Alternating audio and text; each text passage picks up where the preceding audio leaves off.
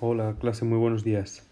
Bueno, ya de lunes vamos a seguir con nuestro tema de las funciones y vamos a entrar como en otra dinámica un poco distinta. Hasta ahora hemos visto cómo se trabaja con las funciones, cómo se hace una gráfica, aunque bueno, de las gráficas nos queda mucho por ver más adelante. Pero hoy lo que vamos a ver es una serie de características de las funciones. Ya veis aquí esta lista, es un poco larga, pero que son como eso, pues características relevantes que nos ayudan a saber muchas cosas sobre las funciones y que cuando nos dan una expresión analítica nos pueden ayudar a saber qué pinta va a tener la función, ¿vale? Muchas veces nos preguntamos, ¿pero esto para qué sirve? ¿Esto lo voy a usar para ir a la frutería? Pues no, no lo vamos a usar para ir a la frutería. Pero ahora precisamente lo pensaba preparando este vídeo. Llevamos un montón de semanas hablando de que si la curva de los contagios, el crecimiento, el decrecimiento, el punto de inflexión, ¿vale? Bueno, pues son conceptos que vamos a ver ahora a lo largo de esta semana porque ahí se está hablando todo el rato de características de las funciones y algunas de ellas pues que son muy intuitivos, ¿no? Como el crecimiento, el decrecimiento, que es eso que tenéis ahí en uno de los puntos, se llama monotonía, pues eso es el estudiar cómo crece, cómo decrece una función. Entonces, bueno, es sencillamente como para que veáis que esto que estamos viendo ahora tiene sentido y un sentido inmediato y que está en nuestras vidas presente en estos días, ¿no? Os recomiendo que os anotéis esta lista de características, ¿vale? Porque hay un tipo de ejercicios bastante típico que es estudia las características de una función y entonces viene bien tener delante la lista para saber en qué orden seguir y que no se nos olvide ninguna de las características y tenerlo todo perfecto, ¿vale? Bueno, pues si ya lo tenéis, vamos a empezar. Veis que lo primero es estudiar el dominio y el recorrido, extra entre paréntesis, porque eso ya lo hemos dado. Volveremos a ver varios ejemplos de dominios y recorridos cuando hagamos estudios completos de características, pero yo ahora no voy a volver a explicarlo. Si alguien necesita volver a captar bien estos conceptos, pues ya sabéis, tenéis el vídeo del lunes de la semana pasada. Así que vamos allá con los puntos de corte y el signo. Bueno, los puntos de corte con los ejes y el signo de una función, pues gráficamente son una cosa bastante lógica e intuitiva, ¿vale? Decir cuáles son los puntos de corte con los ejes es buscar dónde se corta la gráfica de la función con los ejes.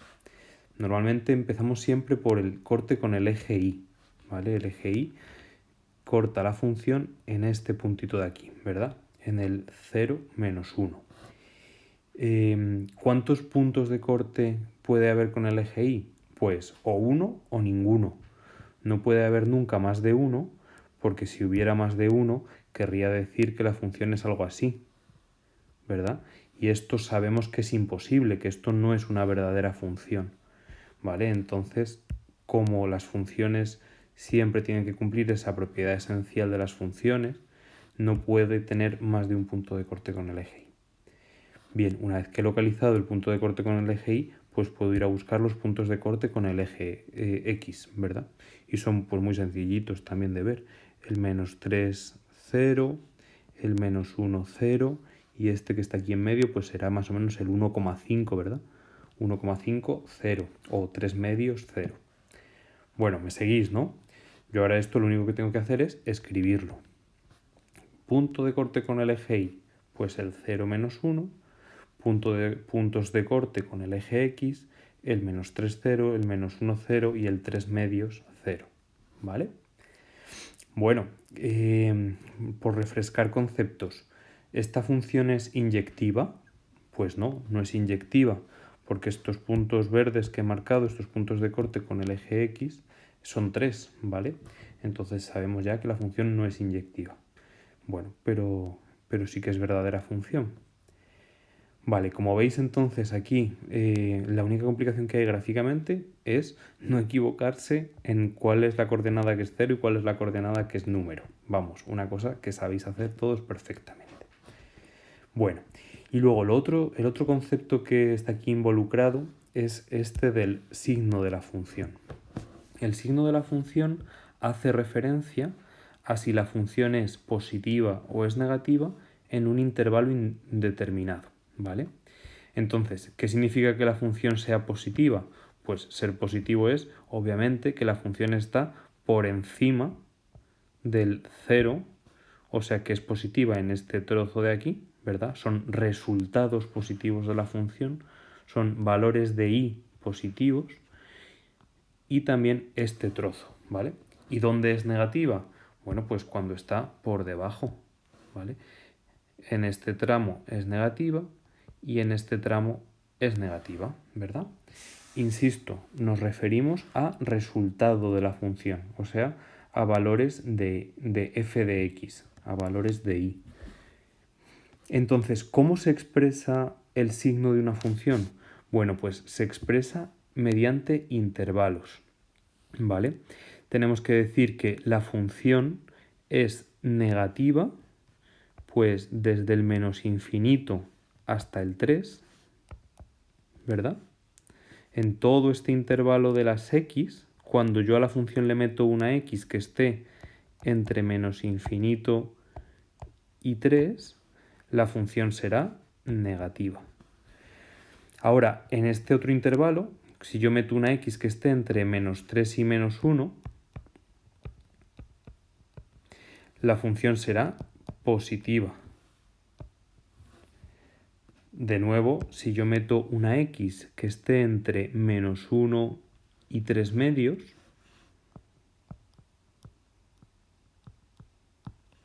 la función será de nuevo negativa.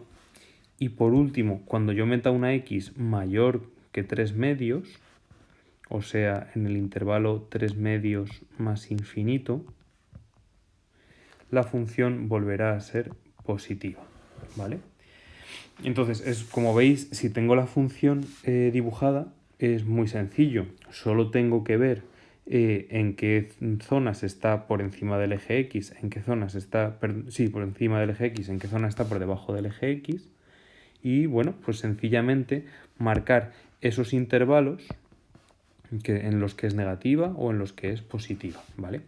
¿Y cuáles son los puntos donde los intervalos se interrumpen? O dicho de otra manera, ¿cuáles son los puntos de la x donde hay un cambio de signo? Pues precisamente los puntos donde la función se hace cero, o sea, los puntos de corte, ¿vale? Entonces los puntos de corte con el eje x me resultan muy útiles porque van a ser los puntos como de frontera para esos intervalos, ¿vale?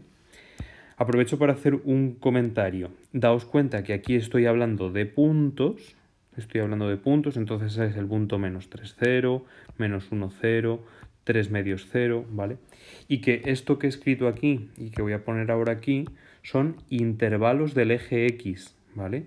Paraos un momento, incluso si necesitáis, parad el vídeo y captad bien esa diferencia, ¿vale? Pensad, vale, esto es un punto, vale, estos son intervalos del eje X, ¿vale?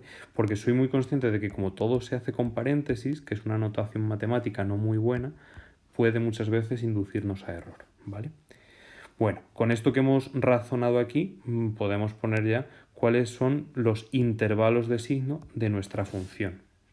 Ahí lo tenéis, ¿vale? Aquí os lo vuelvo a recordar. Estos son intervalos. Entonces, ¿cómo se escribe el signo de una función? Pues como veis aquí, vamos poniendo los intervalos y vamos diciendo el signo. En menos infinito menos 3 la función es negativa. En el intervalo menos 3 menos 1 del eje X, insisto, la función es positiva. En el intervalo menos 1 3 medios del eje X, la función va a tomar valores negativos.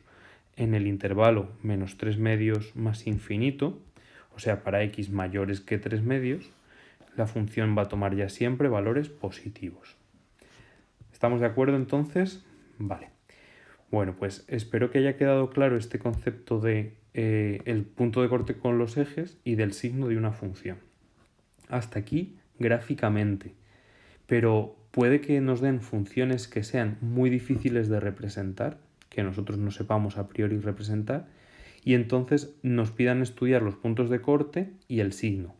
Es más, el estudio de los puntos de corte y del signo es una herramienta muy útil, muy útil para representar funciones que no sabemos cómo se representan.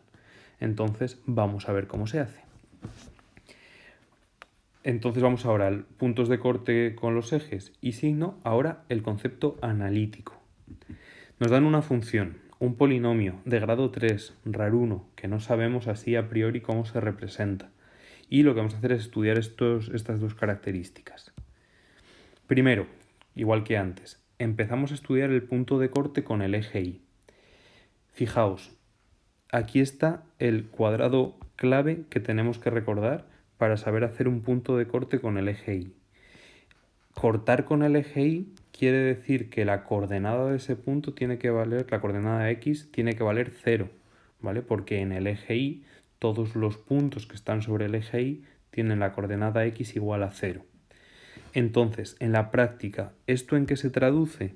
Pues en que para hacer un punto de corte con el eje Y, tengo que acordarme de que yo tengo que calcular el valor g de 0. Es decir, que en todas las x de la función, yo sustituyo por 0. Y esto es lo que he hecho. Y nos queda que cuando la x vale 0, la función vale 2. Por lo tanto, ¿cuál será el punto? Pues cuando la x, primera coordenada, vale 0, la y, segunda coordenada, vale 2. De modo que nosotros hemos conseguido sacar el punto de corte con el eje y de esta función sin necesidad de representarla. Sabemos que la función va a acordar el eje y en este punto. Y además tiene mucho sentido, porque sabemos que el punto de corte con el eje y solo puede ser 1. Y nos ha quedado 1. Así que estupendo. Esto por el momento funciona bien. Una observación. Si la función tiene problemas de dominio justo en el x igual a 0, ¿vale? Os recuerdo que era esto de los problemas de dominio. Pues por ejemplo una función h de x que fuera 1 partido x, ¿vale? Imaginaos esta función. Claro, uno dice, vale, voy a hacer el punto de corte con el eje y tengo que hacer entonces h de 0 y entonces pongo 1 partido 0 y esto sabemos que está prohibido, eso es un math error en la calculadora, no existe, ¿vale? Bueno, pues ¿esto qué es? Pues que la función tiene un problema de dominio en x igual a 0, ¿vale?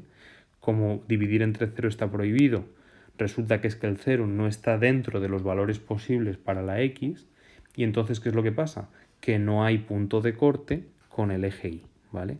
Esto de aquí, no hay punto de corte con el eje y. ¿Por qué? Porque si intento hacer x igual a 0, consigo un error matemático, y como eso no puede ser, pues nada, quitamos ese punto y ya está, ¿vale? Bueno, eso como comentario, anotadlo por ahí como nota, ¿vale? Bien, vamos a por los puntos de corte con el eje X. Fijaos, para hacer los puntos de corte con el eje X tengo que hacer lo contrario. Tengo que conseguir que la y sea igual a 0. ¿Por qué? Porque en el eje X todas las coordenadas y de esta recta son 0, ¿vale? Entonces, lo que tengo que hacer es recordar esto de aquí. ¿Y esto en qué se traduce en la práctica? Nosotros sabemos que normalmente puedo igualar la función a la y. Os suelo decir que la función g de x y la y es lo mismo, ¿vale? Pues estupendo, pues si la y vale 0, consigo esto de aquí, ¿vale? Entonces, para calcular los puntos de corte con el eje x, lo que tengo que hacer es igualar la función, la expresión analítica de la función, a 0. Y si quito todo, ¿eso en qué se traduce? Bueno, pues en expresión analítica de la función igualada a 0. Es una ecuación polinómica de grado 3. Os recuerdo que las ecuaciones polinómicas de grado 3 lo único que podíamos hacer era intentar factorizar el polinomio. Aquí lo tenéis ya factorizado. ¿Cómo lo hacíamos? Pues con nuestro amigo Ruffini, acordaos, buscando identidades notables, etc. Yo aquí ya os lo he puesto factorizado.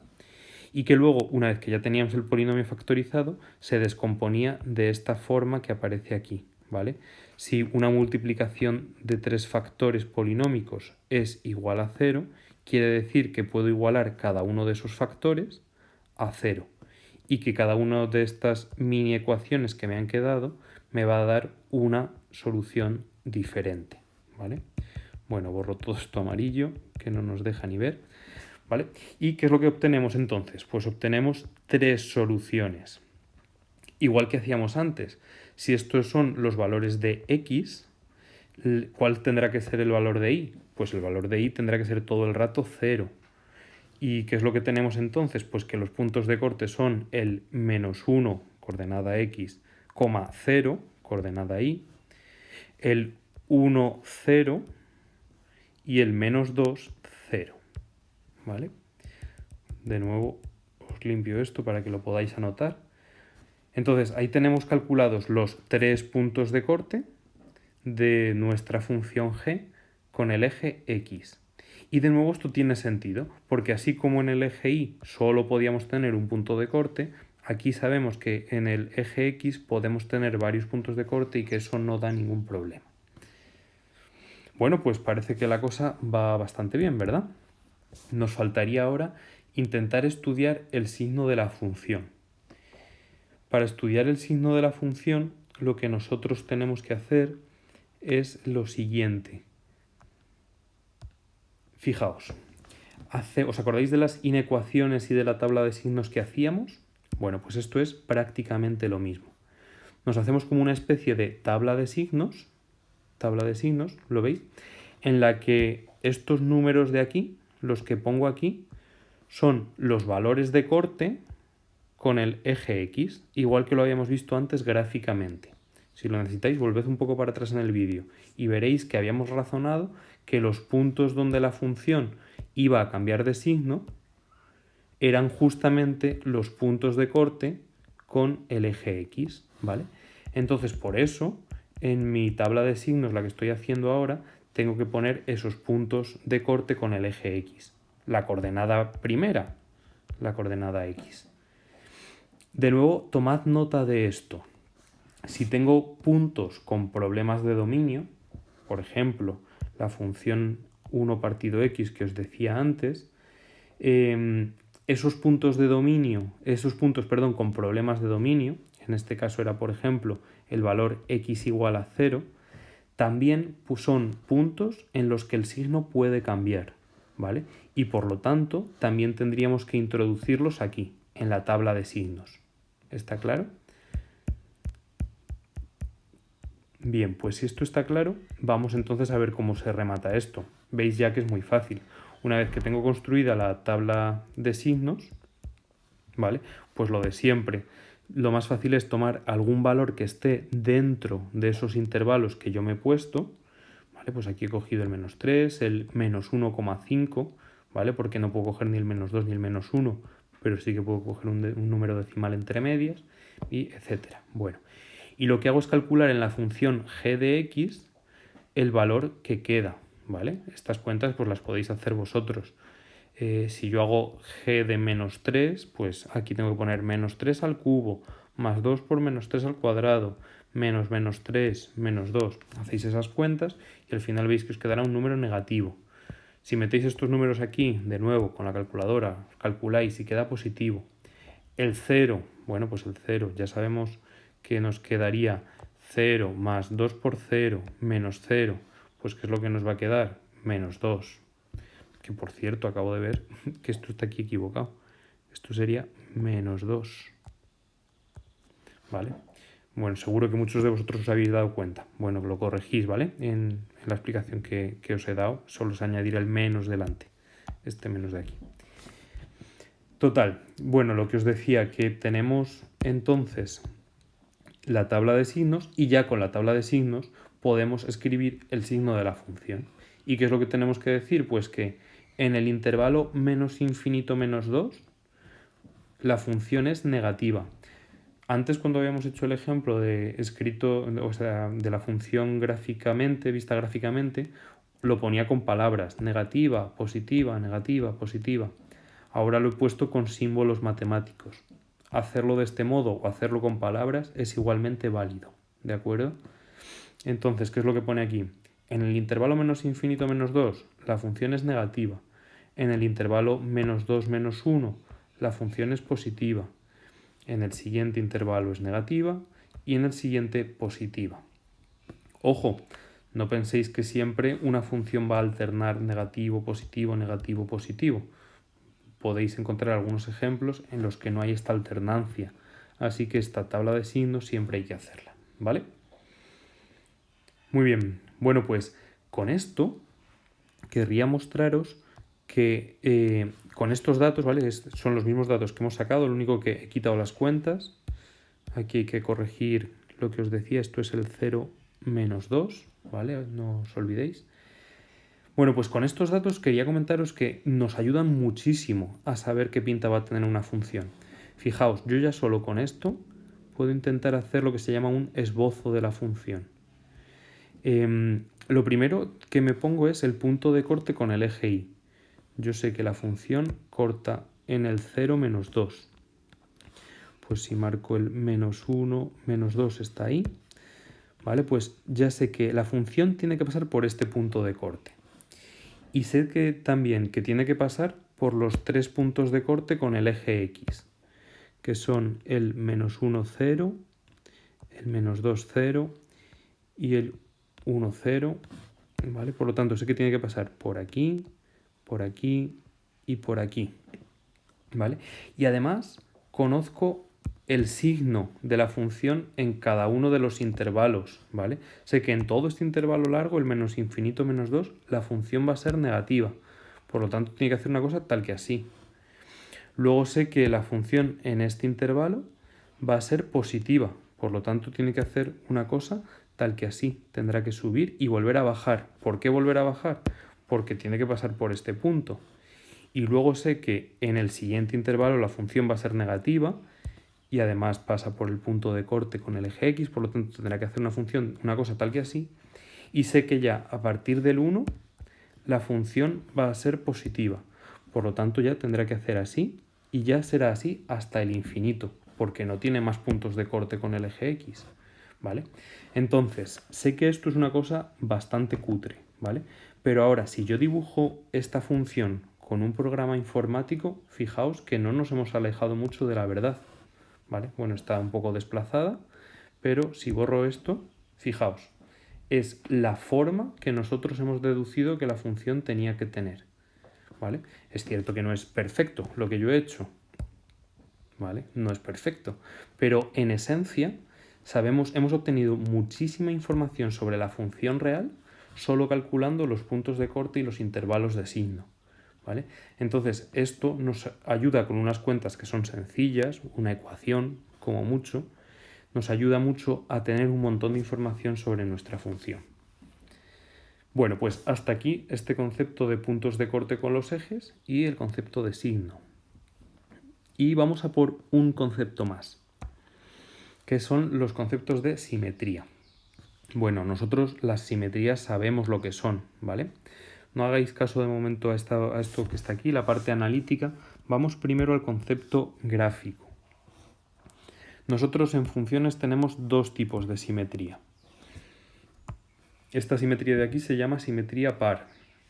Y la simetría par quiere decir que la parte de la izquierda es simétrica de la derecha, ¿vale? Dicho de otro modo, el eje de simetría es el eje X. El eje X funciona como espejo, ¿lo veis? Esta mitad de aquí es idéntica a esta mitad de aquí, ¿vale? Se le llama así, simetría par. En cambio, el otro tipo de simetría que nosotros tenemos es la simetría impar. La simetría impar no tiene solo un eje de simetría, sino que tiene dos. Tiene el eje X y el eje Y. Entonces, fijaos, si yo a este trozo de aquí primero le hago una simetría vertical y luego le hago una simetría horizontal, consigo el otro trozo de aquí, ¿vale? Simetría par solo con el eje X, simetría impar respecto de los dos ejes a la vez. ¿Podríamos tener una función con una simetría respecto del eje X? ¿Sería esto posible? Bueno, para que eso fuera posible tendría que ser algo así, ¿verdad? Tendría que ser algo como esto y luego simétrico tal cual. ¿Por qué esto es imposible? Pues porque esto no respeta la propiedad fundamental de las ecuaciones, ¿verdad? Tengo para un único valor de x, tengo dos puntos de función. Y eso sabemos que no es posible. Por lo tanto, simetría par sí, simetría impar, o sea, respecto de los dos ejes sí, pero simetría solo respecto del eje x no. Muy bien, pues ahora que ya hemos visto gráficamente estos conceptos de simetría, vamos a ver cuál es la propiedad que cumplen estas simetrías analíticamente, ¿vale? Bueno, quito todo esto. Fijaos, las funciones que os he puesto aquí, dibujadas, son realmente las que están aquí representadas, ¿vale? Esta parábola es la función f de x igual a x al cuadrado. Y esta cosa curva, que no tiene nombre, es la función g de x igual a x al cubo, ¿vale? Bueno, pues fijaos, la propiedad analítica que cumplen las funciones con simetría par es esta que está aquí recuadrada en verde. Entonces, esto ahora lo veremos enseguida, nos sirve para calcular si una función tiene simetría sin necesidad de representarla. ¿Qué es lo que tenemos aquí? Bueno, pues que nosotros podemos calcular f de menos x, y f de menos x, ¿qué quiere decir? Pues que donde pone x yo pongo menos x, ¿vale? Y entonces cuando calculo f de menos x y escribo menos x al cuadrado en este ejemplo concreto, como el menos por menos es más, o sea, el cuadrado, resulta que menos x por menos x es igual a x por x. Y x por x resulta que es la función f.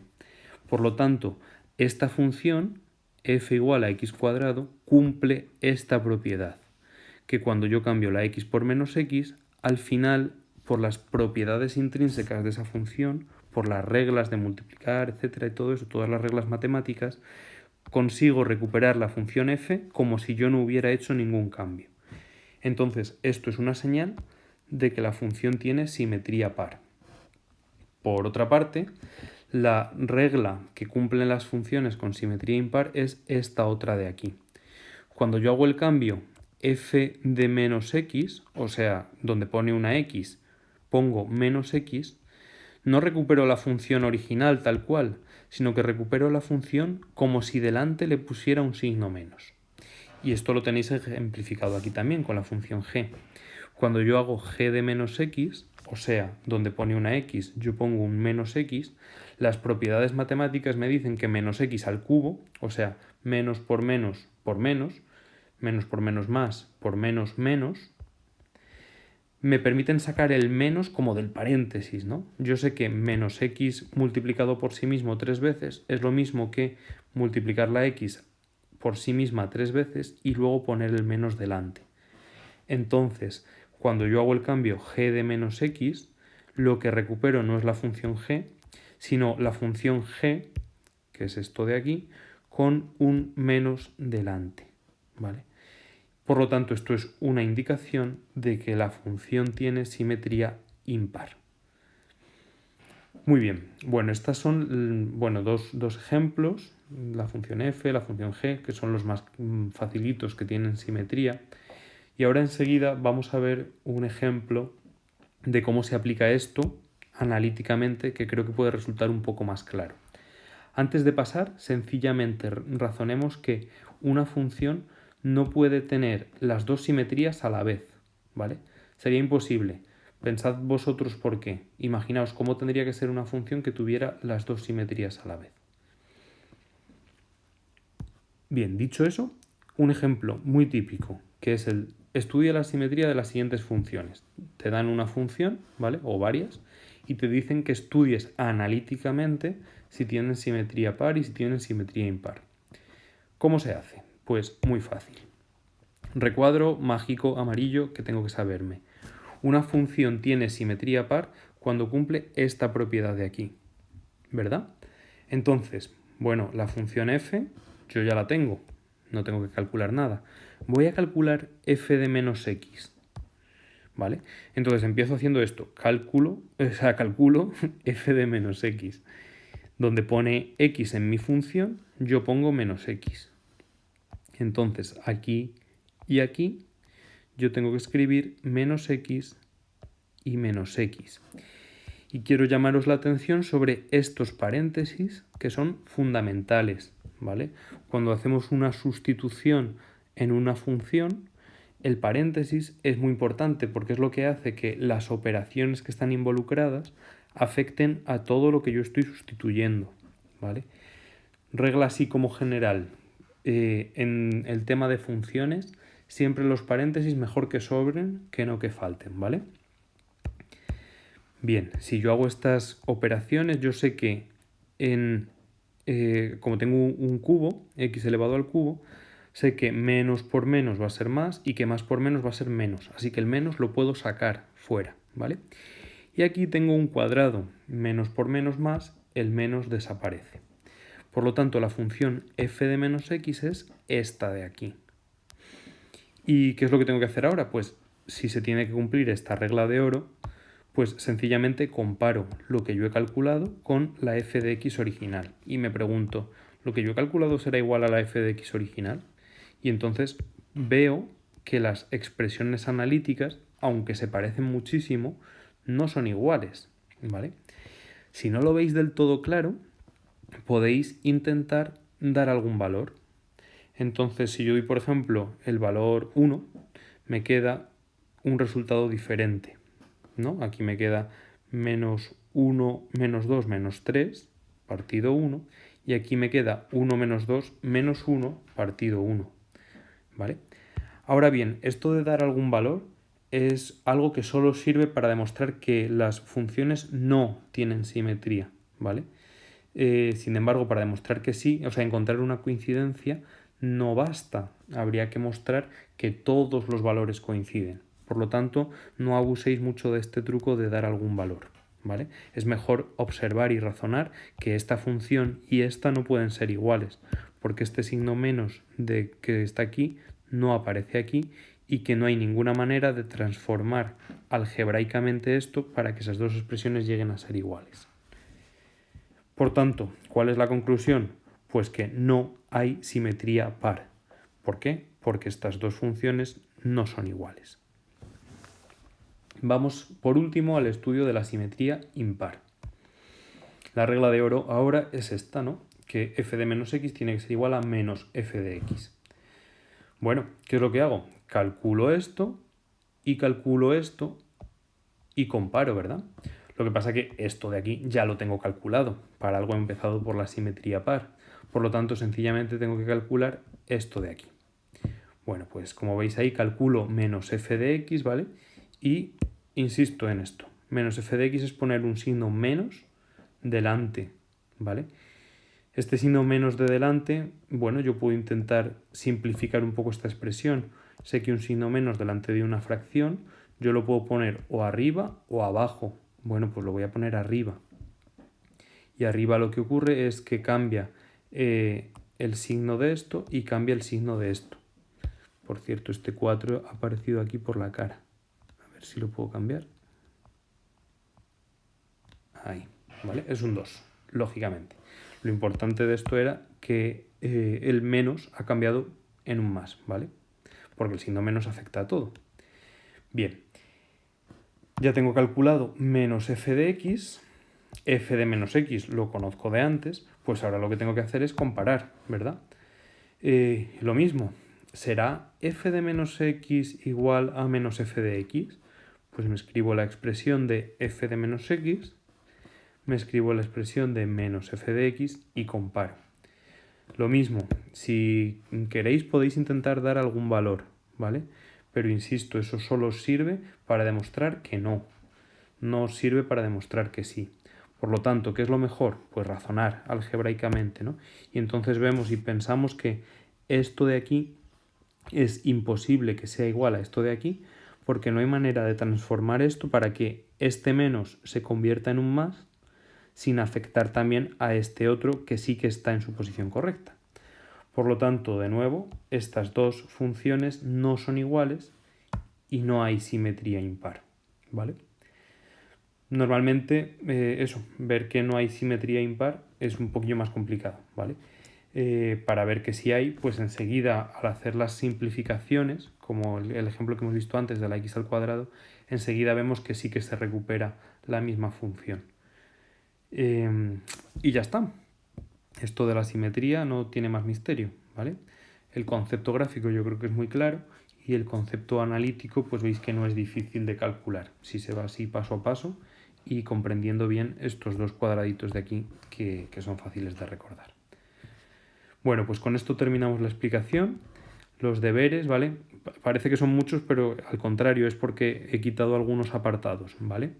Son el ejercicio 29, del 30 solo los dos primeros apartados y del 32 solo esos cuatro, ¿vale? Y son de repaso de las cosas que hemos visto hoy, puntos de corte, signo y simetrías. Nada, espero que os vaya bien. Si no, pues ya sabéis, tenéis la autoevaluación. Recordad hacerla, que siempre sube y que también me permite a mí, sobre todo si os ponéis ahí un 1, enseguida pues os propongo alguna cosa para que comprendáis mejor la actividad, ¿vale? Bueno, mucho ánimo con esto y con todo lo demás también. Que os vaya muy bien. Chao.